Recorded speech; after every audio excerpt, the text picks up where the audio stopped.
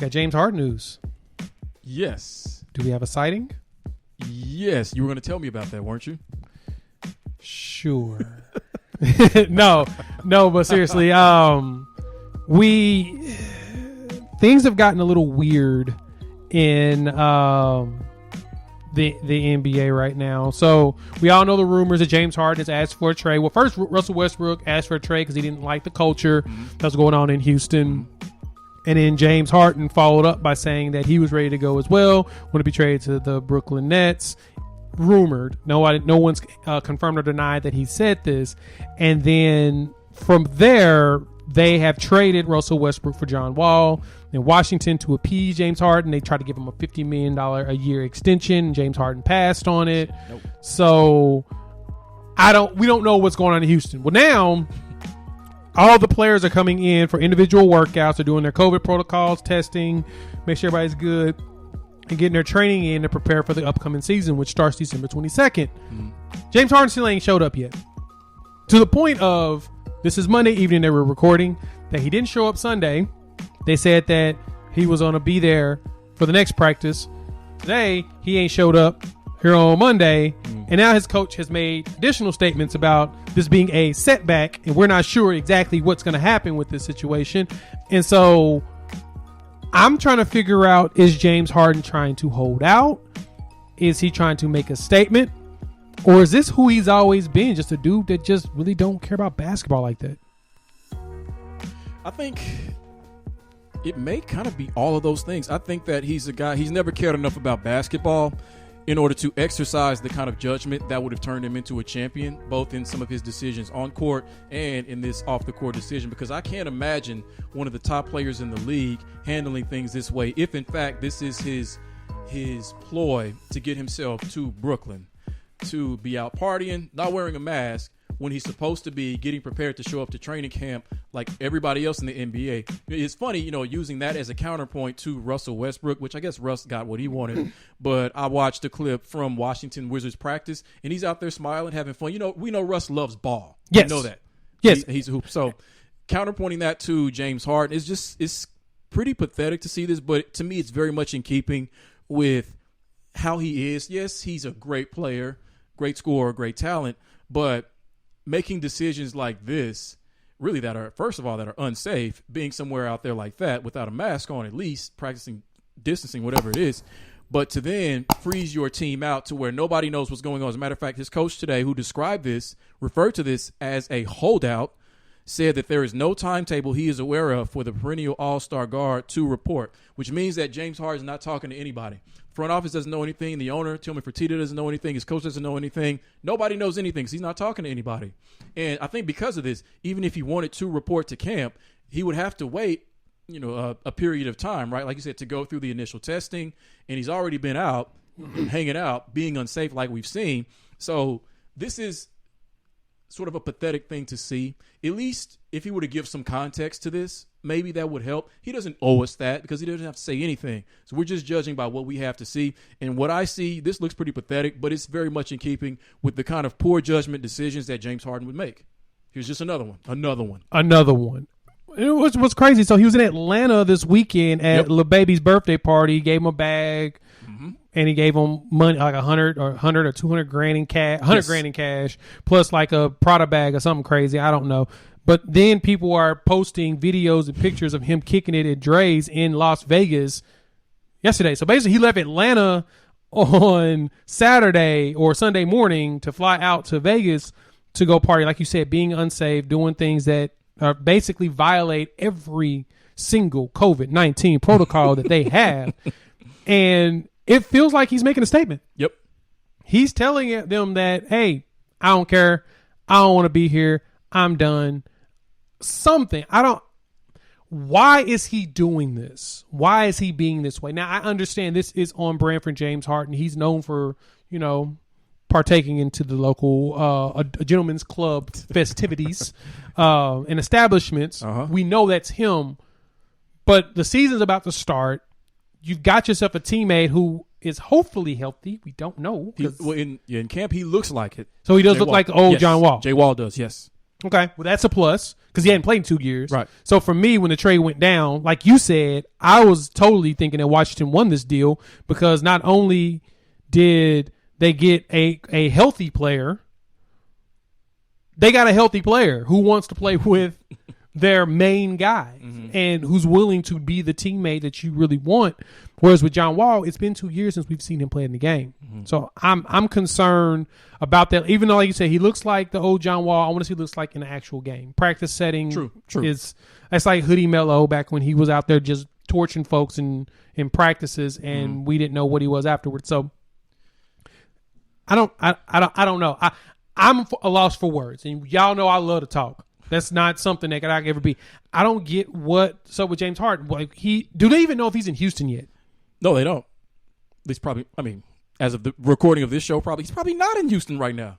He's probably still in Vegas. So what is Tillman Fertitta going to do? I mean, Tillman Fertitta. Now we all know that Tillman Fertitta is pretty broke at this point. Not literally, but in theory, the man's struggling financially. I mean, he put $200 million on a credit card. Basically, no one gets a loan at that high. That much money at that high of an interest rate of 13%. That is not normal. Most companies, when they get a $200 million loan or $300 million loan, that's 2%. And that's still enough. This dude threw 13. It's 13%. It's on a credit card. That is worrisome. That's $20 million in interest annually plus. That is concerning. Now he's got to worry about paying two guys $40 million a year, and one of them's not even showing up. I can see him trying to. I mean, he saved $200,000 with getting John Wall over Russell Westbrook. If you really look at the numbers themselves, I'm in shock that he hasn't trying to find a way to ship James Harden out and get that money off the table. But what does he do? Well, those are one of his options. Because he could either trade James Harden, he could try to convince him to come back, which if $50 million on the table is not going to convince him, then a conversation with an owner who reports say he doesn't like because he's a Trump supporter, that won't work. Or you could freeze him out. You could wait him out, see what he does. And if he decides not to come in and play for this team, then you could say, all right, you're just going to lose a year off of your NBA career, and it's going to be your fault because you're under contract with us. We're not trading you. We expect you to be here. So if you're not here, that's your responsibility. That's fine, but we're not going to pay you. Do they have to pay him if he doesn't come in? If he misses games, they don't have to pay him. But I also remember James Harden's on like a $200-something million contract, and he's already made like $100 million. So him missing games is not going to hurt him whatsoever. Right. So if what you would you do? Trade him. Yeah, I figured you said trade him. Just go ahead and get it over with. It's a struggle in that circumstance for an owner to basically have to belly up his entire roster. I mean, look, we're struggling this with Oklahoma City. You know, I talked about this in my solo. As we're watching, we get to see how the sausage is made, and that's not something that anyone enjoys doing and seeing how the sausage is made because we've never had a quote unquote bad year. Our first year in the league, we were just excited that an NBA team was here. Yep. If you think about it as a sports fan, you're just happy you got a franchise. Then the next year, they were 8th seed. So you went from third worst team. Well, one of the worst teams getting the third pick to being the 8th seed to being then making it a little bit in the playoffs and then going right into the NBA finals. Like we skipped over steps to where we got to enjoy the fruit of no labor. Well, actually, correction, Seattle had the labor for us. So we thank Seattle for the labor that they provided. So that's basically over an 11-year period, they were a perennial playoff team. Yeah. Yeah. Over 1 year. 1 year. 1 year they were not. Well, actually, 2 years at the entire stretch, they did not make the playoffs. It was the 1 year that Kevin Durant was hurt, and Russ was a game away, and Anthony Davis basically eliminated us in the last game of the season. Right. And then the first year. Outside of that, playoffs every year. Yep. So with this situation with Houston, they got John Wall, so they've got a cornerstone who's got at least 2 years left on his contract that technically insurance will cover if he gets hurt again. So Tillman may be knocking on wood and praying that this man – quote unquote gets hurt, so he ain't got to pay him because the insurance can cover it. In which I don't want it because I want to see John Wall come back. But yeah, me too. Then you can ship out James Harden's money and you can get yourself to a point where you ain't spending a bunch. Well, okay. So what if they say this? Okay, so he wants them to trade him to Brooklyn. So what if he says, all right? What if they say to him, all right, we told Brooklyn this. We told them we want Spencer Dinwiddie, Karis LeVert, and we want all their draft picks between now and 50 years from now, and they've said no. So you can not come in and not play for us, but we're not moving off of what we want, given the caliber of player that you are and what your value actually is. So therefore, if the trade isn't made, it's not Houston's fault. It's Brooklyn's fault. Yeah, you can try that, but you know what the problem is? What? Is if James doesn't play and they suck, their picks are going to Oklahoma City. So remember, they traded a lot of picks and swaps with Oklahoma City. Like next year's, if I'm correct, it's next year's draft. I verify for you all. I didn't have it in front of me. But as I'm thinking about it, Oklahoma City has the top 2 picks between theirs, the Heat, and the Rockets. So they can swap with all of them. They can swap with Miami and Houston, and they have their own pick. So if their pick is high and Houston has a high pick, they technically can swap up and take their pick too. Okay, so that's not a good thing. So you need James Harden out there, or you need to trade and get rid of him and get some pieces that can make you compete. They're in a situation. They're in a pickle with this. So because that would be a bit of a middle finger if they did trade him, but they didn't trade him to the team he wanted to go to.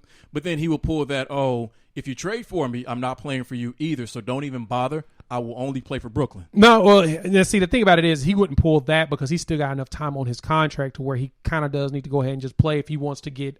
If I'm correct, if he sits out, he doesn't get a year occurred on his career. So that means that he's still stuck in that contract or whatnot. So he needs, wherever they trade him, he's going to end up playing. It's just that once his contract extension comes up, which is in 2 years or 3 years, his contract is up, he's going to walk. And that's, for those teams, they got to figure out if that's worth it. And to be honest, it is. He's just, this is such a disappointing thing to do. And it's such an unlikable thing to do in a sense. Like, I understand he wants what he wants, but I mean, unless there's more information come out to give context to what's going on, this doesn't look like anything that a champion and that a true star player would actually do or has done in a sense. Yeah. I mean, but I am what I am. So that's all that I am.